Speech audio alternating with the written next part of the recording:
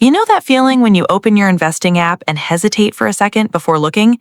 Not because your portfolio collapsed, not because something is obviously wrong, but because lately the market feels strange. One day everything looks calm. The next day it feels like panic somehow leaked into the screen. A headline drops and suddenly prices move like someone shook the table. A political speech hits the news. Markets jump. Another geopolitical headline appears. Everything turns red. And after enough of these swings, you stop asking whether the market is up or down and start asking something quieter, something slightly uncomfortable. What exactly is going on here? Because this doesn't feel like the version of investing most people imagined.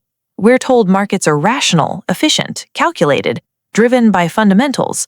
But lately, it feels emotional, almost impossible to predict. And here's the strange part.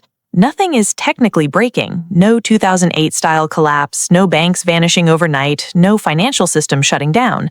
So why does it still feel like the ground keeps shifting underneath investors? Here's the thing most people miss. Markets do not primarily move on facts. They move on uncertainty. And once you understand that, what feels like chaos starts looking very different. Think about driving at night. Not rain, fog.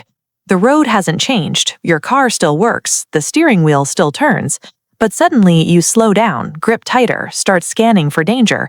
Not because the road became dangerous, but because you can't clearly see what comes next. And this is the part that matters. The problem is not always the road. Sometimes it's visibility. That's how markets behave, not just outcomes, visibility. And right now, visibility feels low.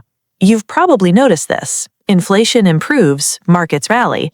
A political statement drops, markets hesitate. Global tensions rise, markets fall. Analysts revise expectations, everything shifts again. And from the outside, it looks random, like the market developed a personality disorder. But here's where things get interesting. It isn't random, it's uncertainty being constantly repriced. Because markets are not reacting to reality alone, they're reacting to possible realities. And that difference changes everything. Think about that for a second. Possible realities, not actual ones. That's where the confusion starts. A political speech is no longer just a speech. It becomes a bundle of probabilities. Will policy change? Will inflation return? Will rates stay higher? Will trade relationships shift? Will tensions escalate? Markets are not reacting to words themselves. They're reacting to the futures those words might imply. And honestly, that's exactly what you would do too. Imagine your company announces a major meeting next week. No layoffs, no decisions yet, just uncertainty. Technically, nothing changed. You still have your job, your paycheck still arrives, but your behavior changes immediately. You think differently, plan differently, maybe worry differently. Not because reality changed, but because possibility did. Markets behave the same way.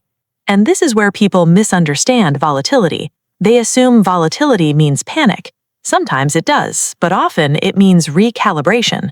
Think about insurance. If risk becomes unclear, premiums rise, not because disaster is guaranteed, but because it might be. Markets work the same way. Uncertainty has a price, and when uncertainty rises, that price moves fast. Now, at first, this sounds manageable, maybe even obvious. Of course, markets react to uncertainty. But here's where the story flips. Most people still imagine the stock market as millions of calm investors carefully studying companies and making thoughtful decisions. That picture is outdated. Today, a massive amount of market movement comes from institutional funds, risk models, algorithmic systems, and automated hedging. And these systems do not wait for emotional certainty. They react instantly to shifting probabilities. Imagine a crowded theater. Someone whispers, "Fire." Nobody knows if it's true, but people still move, not because they're irrational, but because waiting too long carries risk too. Markets behave the same way. And this explains something that confuses almost everyone. Sometimes good news makes stocks fall. Sometimes bad news makes them rise. And people immediately think this makes no sense, but it actually does. Because markets do not reward reality, they reward surprise. A company can report strong earnings and still drop. Why? Because investors expected even stronger results. Meanwhile, a scary headline can appear and barely move prices at all if markets already expected it. That's the part most people never see. Markets don't simply ask what happened. They ask what changed relative to expectations. And right now, expectations are changing constantly. Political uncertainty, rate confusion, inflation questions, geopolitical tension, economic contradictions. It's not one problem, it's a stack of unknowns interacting at the same time. And this creates something subtle. Markets begin feeling unstable even when nothing is technically collapsing, because stability is not really about direction, it's about predictability. And you've probably felt this in your own behavior too.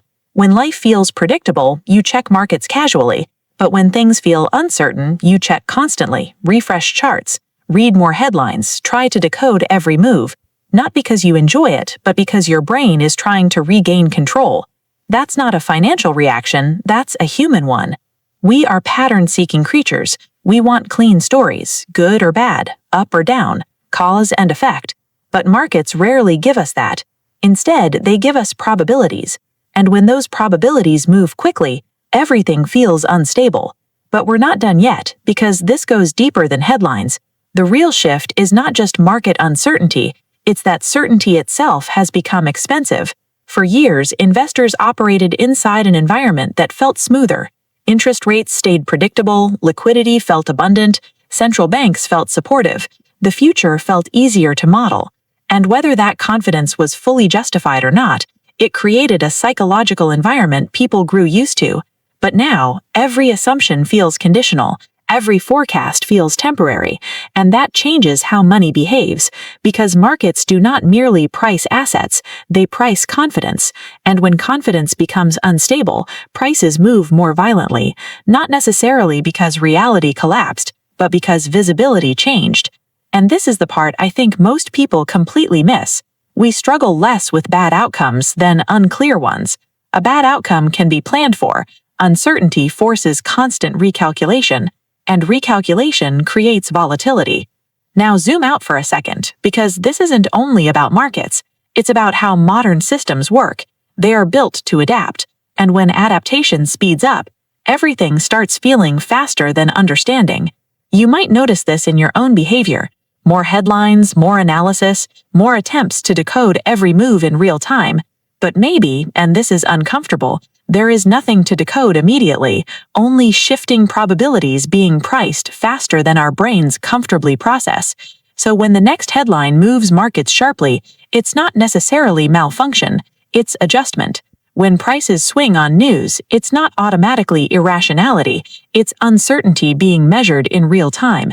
And maybe that's the real shift happening here, not in markets, but in expectations. Because we're not living inside a broken system, we're living inside a less predictable one. And once you understand that, market behavior starts looking different, less emotional, more informational, not panic, not chaos, just probability updating faster than human intuition can comfortably follow. So the next time markets swing on headlines, don't immediately ask what just happened, ask something better, what possibilities just changed? Because that's what the market is really doing, constantly. And maybe that doesn't make volatility feel comfortable, but it does make it make sense. And sometimes, that clarity changes everything. If this helped you see markets differently, make sure to subscribe to Erica Invests for more stories about money, markets, and the hidden systems shaping how we invest.